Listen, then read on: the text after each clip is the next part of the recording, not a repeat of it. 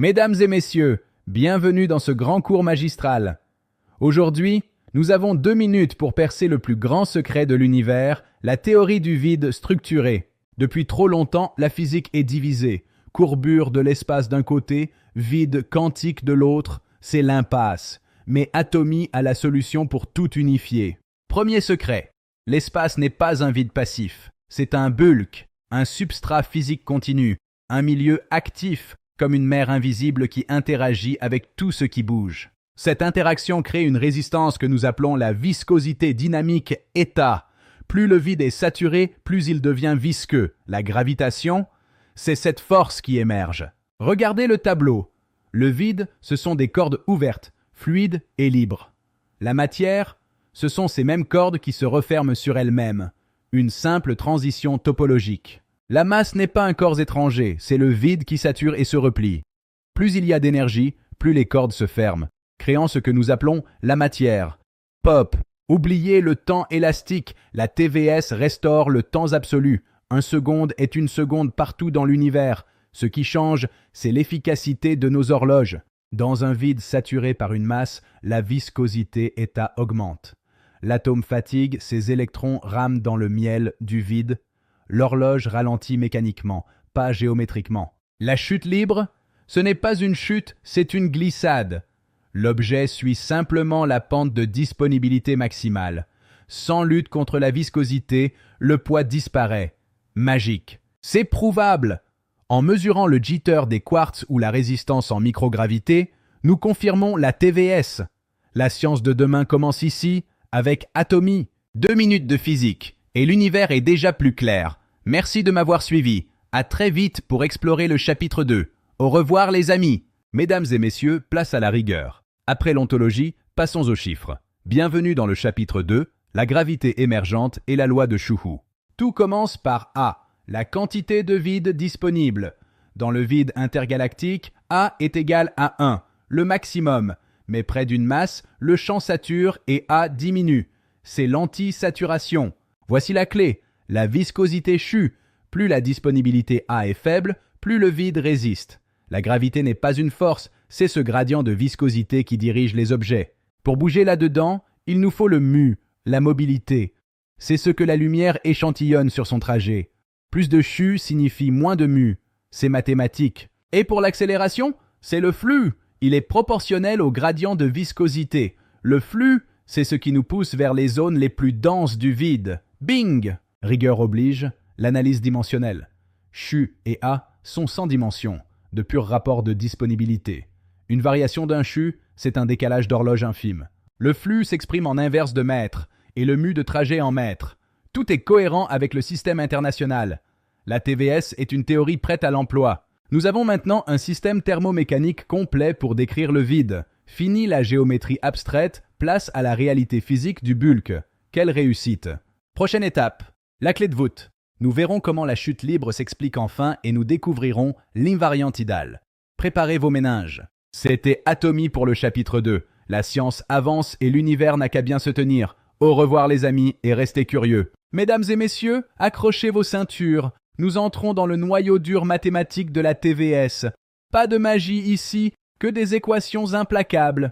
Voici notre équation maîtresse. Elle lie chaque observable physique à la variation de viscosité du vide. Une horloge, un atome, tout répond à la constante K. Dans notre voisinage, c'est le régime G0. Le vide réagit de manière quasi linéaire. C'est ici que la TVS retrouve parfaitement les résultats de Newton et d'Einstein. Redshift, avance de Mercure. Tout y est. La courbure d'Einstein n'est pas fausse, c'est juste une interprétation géométrique d'une réalité visqueuse. Mais attention, où va l'énergie quand le vide nous ralentit? Elle n'est pas perdue, elle est stockée dans le champ scalaire phi, le ressort de l'univers. Grâce à phi, l'énergie est rigoureusement conservée. Pas de violation du théorème de Noether ici. L'univers est un système élastique et réversible. Bing! Voici l'argument fatal, l'invariant tidal. Regardez Atomy au centre de ces 4 étoiles. Classiquement, les forces s'annulent. L'accélération est nulle. G égale 0. Mais pour la TVS, la saturation est cumulative. Au centre, bien que personne ne vous tire, le vide est saturé. La viscosité est taillée positive et élevée. Incroyable, non? Posez une horloge ici, elle ralentira. Cela prouve que c'est la contrainte scalaire, le chu, qui commande les horloges et non la simple accélération géométrique. Victoire. Et la chute libre? En mathématiques, c'est une minimisation de contraintes. Dans son propre repère, l'objet annule la variation de viscosité. État efficace égale 0. Sans viscosité locale, la masse n'a plus rien contre quoi lutter. C'est pour ça que tout tombe à la même vitesse. L'équivalence est une solution mathématique, pas un postulat. Tout se tient. La matière est une tension du vide. L'invariant IE assure que la somme des contraintes est nulle à l'infini. L'univers est en équilibre topologique parfait. Le formalisme est achevé. La TVS est maintenant mathématiquement inattaquable. Nous avons les lois, les invariants et les preuves. Quelle journée pour la science! Prêt pour la suite? Au chapitre 4, nous attaquerons les mystères galactiques, la mémoire du vide pour l'énergie sombre et la saturation en rotation pour la matière noire. Banzai. C'était Atomy. Gardez la tête dans les étoiles et les pieds sur le bulk. À bientôt pour le chapitre 4. Au revoir les amis. Extra.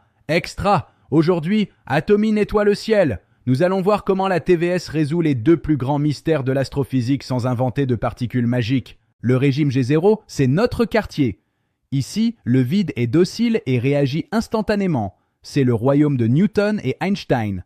Mais pour le reste de l'univers, ça se complique. À l'échelle des galaxies, le vide a de l'inertie. C'est le régime G1. Le vide possède une mémoire causale, notée τm. Il ne se détend pas tout de suite quand la matière bouge. L'expansion accélérée, une illusion cinématique.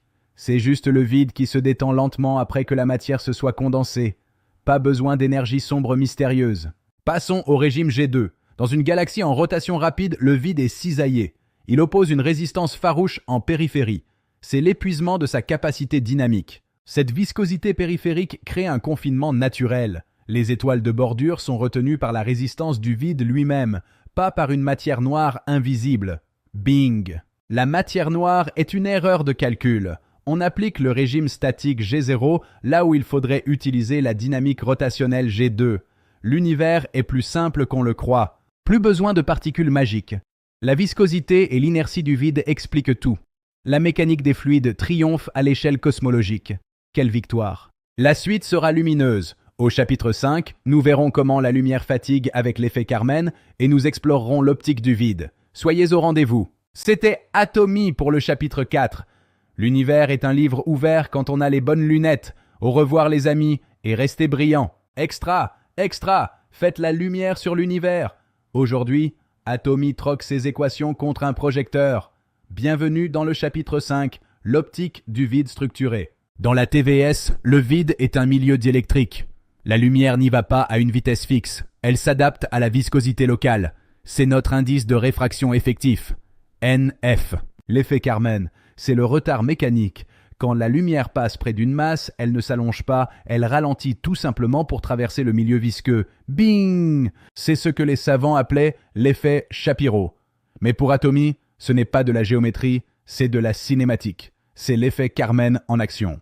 Et voici l'effet Mamolar. Contrairement à la relativité, le vide structuré use la lumière. Sur des distances énormes, le signal perd sa cohérence et finit par se noyer dans le bruit.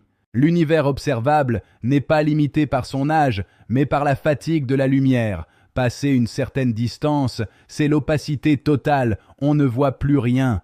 Quel mystère! Attention aux garde-fous! L'effet Casilda-Pacheco. Pour que la lumière change de couleur, le vide doit changer pendant son voyage. Le redshift, c'est la relaxation du vide. Ce n'est pas juste la distance qui compte, c'est le temps.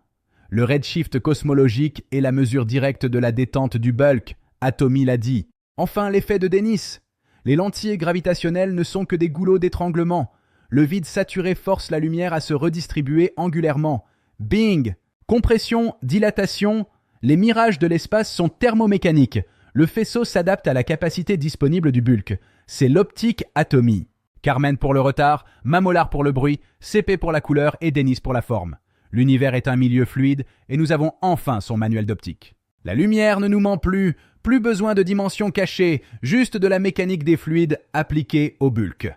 Quelle avancée extraordinaire! Préparez-vous pour le grand final. Au chapitre 6, nous franchirons l'horizon des trous noirs et nous verrons comment prouver tout cela avec les tests GPS. Le bouquet final. C'était Atomy pour le chapitre 5. L'univers brille de 1000 feux visqueux. À bientôt pour la conclusion magistrale. Au revoir les amis. Mesdames et messieurs, nous y sommes, le bouquet final, attachez vos ceintures, Atomy fonce vers l'inconnu, bienvenue dans le chapitre 6, frontières de phase et falsifiabilité. Que se passe-t-il au cœur d'un trou noir? La relativité prédit une singularité infinie, mais la TVS dit non, il existe une limite, la saturation est à sat, le vide devient simplement solide. L'horizon n'est pas un gouffre, c'est une frontière de phase. Comme l'eau devient glace, le vide devient une structure ultra visqueuse. Les mathématiques restent propres et Atomy reste entier. Ouf. Assez de théorie. Place aux preuves. La TVS est falsifiable. Premier test, le jitter des quartz OCXO. À différentes altitudes, le bruit de phase doit changer avec la viscosité du vide. Mesurez le signal à 100 mètres, puis à 300 mètres. La TVS prédit une variation précise de 0,8 décibels. Si le jitter change, Atomy gagne. C'est imparable. Deuxième preuve, la microgravité. Dans l'espace, la viscosité est à sa nulle localement. Cela doit modifier la résistance électrique des métaux les plus purs. Regardez bien, une mesure Kelvin à 4 fils, une température stable à 0,01 degré.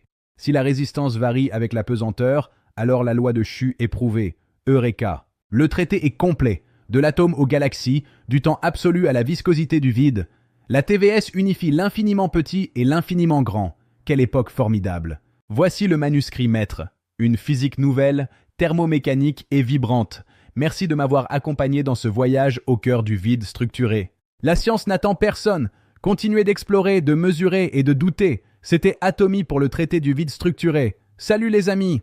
Et n'oubliez pas, si ça résiste, c'est que c'est visqueux.